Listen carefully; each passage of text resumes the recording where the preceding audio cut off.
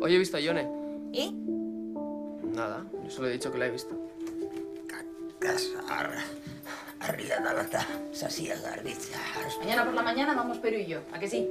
Mañana tengo que llevar la mula al herrero. ¿Pero desde cuándo te ocupas tú de la mula? La mula es importante para mi familia. La mula lleva las piedras por el aire. Sin tocar el suelo.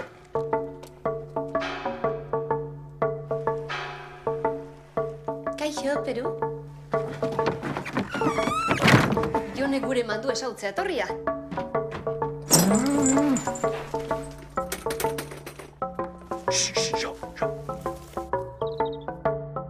Tú no estarás pensando en jugártelo todo por esa apuesta, ¿verdad?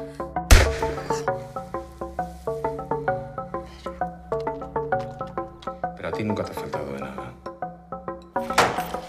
Zeimaren iguain. Hainbeste dirugin.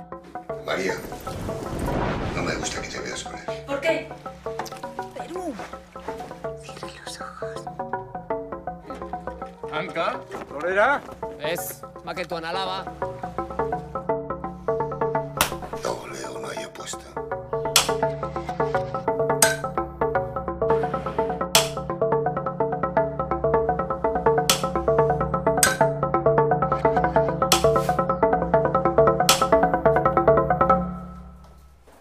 ¿Qué coño hago?